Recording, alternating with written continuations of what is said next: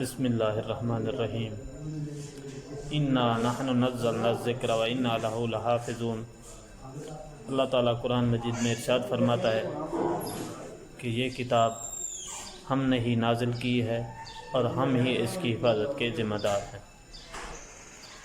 سامعین کرام، پچھلے دنوں آپ نے سنا ہوگا کہ انڈیا میں وسیم رضوی نام کے ایک شخص نے عدالت میں پٹیشن دائر کی کہ قرآن مجید کی 26 آیات جو ہے قرآن مجید سے نکال دی جائیں، کیونکہ یہ جہاد کو فروغ دیتی ہیں۔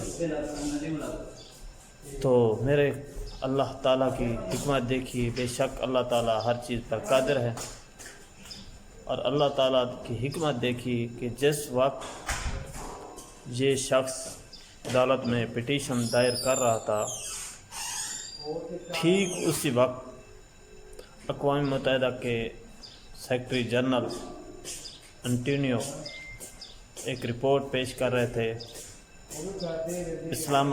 اسلامو فوبیا کے حوالے سے۔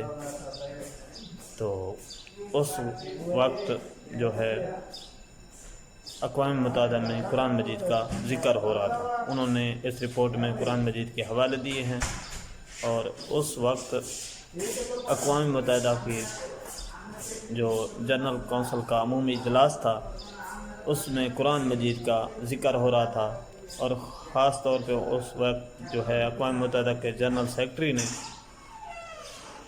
OIC کا شکریہ ادا کیا کہ انہوں نے اس بارے میں اقوام متحدہ کی توجہ مبذول کرائی۔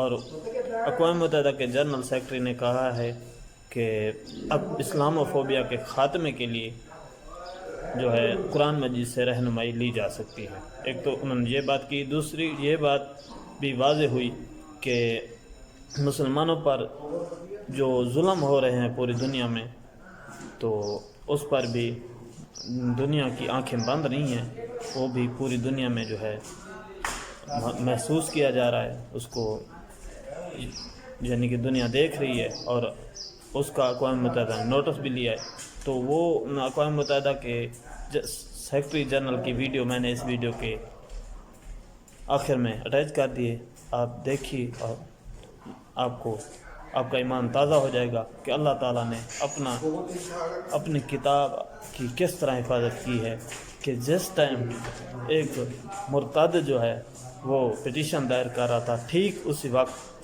اقوام متحدہ میں قرآن مجید کا ذکر ہو رہا تھا۔ I thank the Organization of Islamic Cooperation for your timely focus on tackling the global challenge of Islamophobia, anti-Muslim bigotry and discrimination. Just days ago, a report to the Human Rights Council found that suspicion, discrimination, and outright hatred towards Muslims has risen to epidemic proportions.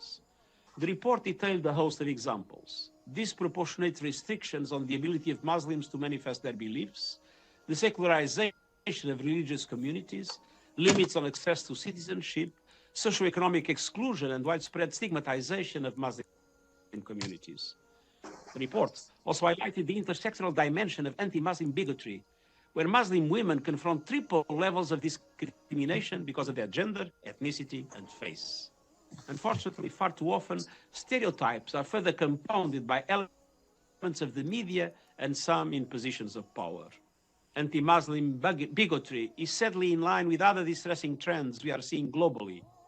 A resurgence in ethno-nationalism, neo-Nazism, stigma and hate speech targeting vulnerable populations, including Muslims, Jews, some minority Christian communities, as well as others.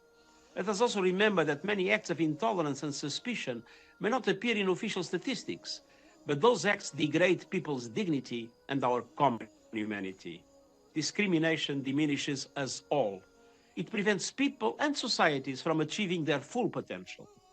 We must also place a special focus on safeguarding the rights of minority communities, many of whom are under threat around the world. Minority communities are part of the richness of our cultural and social fabric. Yet we see not only forms of discrimination, but also policies of assimilation that seek to wipe out the cultural and religious identity of minority communities. We must continue to push for policies that fully respect human rights and religious, cultural, and unique human identity.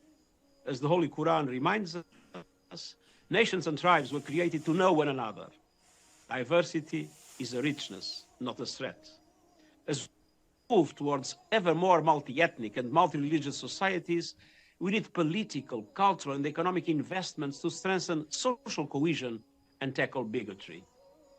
For all these reasons, fighting discrimination, racism, and xenophobia is a priority for the United Nations. And it is why we launched the first of its kind UN strategy on hate speech, as well as a plan of action to safeguard religious sites.